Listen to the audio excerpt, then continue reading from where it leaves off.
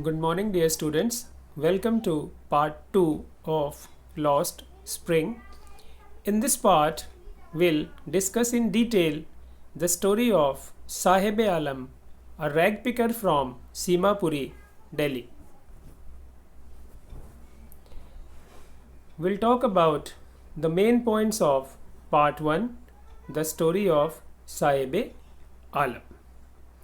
Let's first understand the background of Sahib. Who is he? Where has he come from? Was he born in India? Or did he migrate from any other country? He migrated from Dhaka with his family.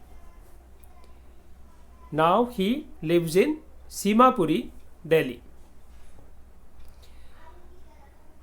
The reasons for their migration were their houses and fields were swept away by storms. They came to Delhi in search of gold. Gold here has been used symbolically. Gold means opportunities to earn money. They thought that in Delhi they would get a lot of opportunities to earn money. They would become rich. They would earn gold in Delhi. So they left their own country, Dhaka, Bangladesh, and they migrated to Delhi in India. Sahib's name is Sahib-e-Alam.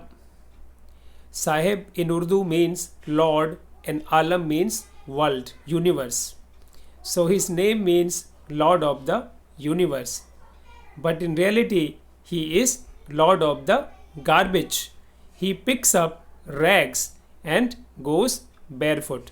So we can say that there is an irony in the name of Sahib-e-Alam. The author meets Sahib-e-Alam and other children in Simapuri slum. She makes a promise to Sahib that she would start a school in his slum where Sahib and his friends can study. But the author did not mean this promise. She only made this promise in a jest. She was joking. But Sahib took the promise very seriously. He inquired from the author whether the school was ready. And the author had to feel embarrassed because she could not fulfill a promise that she had made to Sahib-e-Alam. But such promises are in abundance in the bleak world of Sahib-e-Alam. Many people make so many promises to these children and their parents, but they don't bother to fulfill those promises. The children are barefoot. They claim that it is a tradition to go barefoot. The author meets many children in India who go barefoot. They have their own excuses.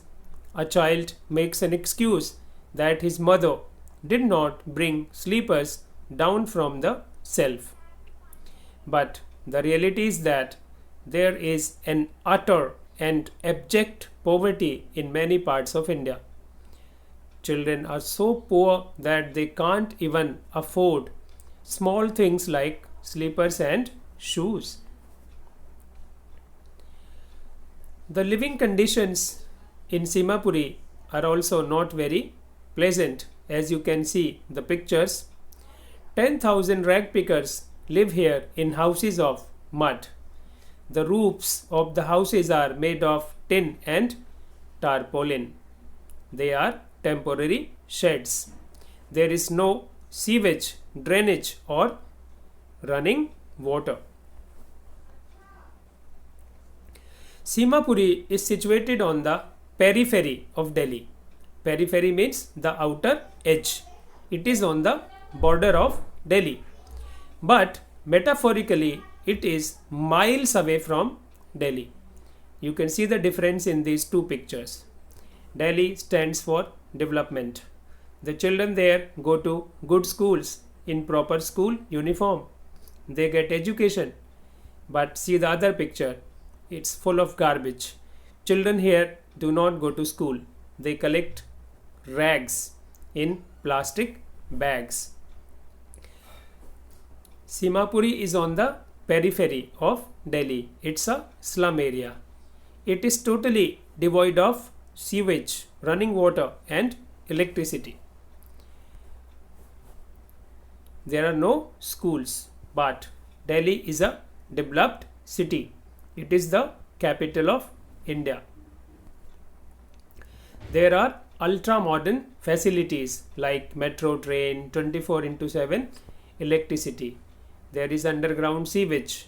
There are posh buildings and state of the art schools and colleges. So Simapuri metaphorically is miles away from Delhi, though geographically it is situated on the edge of Delhi. Garbage for the people of Simapuri is gold. How? It is their only means of livelihood. It is the roof over their head. It is their daily bread. Survival in Simapuri means rag picking. There is no other business. There is no other source of livelihood in Simapuri. So for them garbage is not less than gold. For them it is as valuable as gold is. So the meaning of garbage is different for elders and for children. Means of survival for elders. They collect and sell garbage to earn money.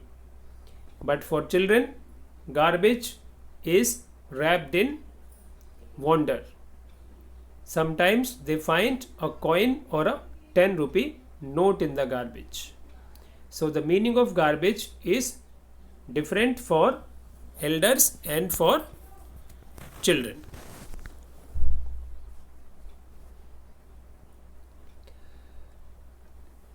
Later on, Sahib gets a job at a tea stall. The advantages of this job are that now he gets a salary. He does not have to wander in search of garbage with a plastic bag. He gets rupees 800 as salary and all his meals. But the biggest disadvantage of this is that he has lost his freedom.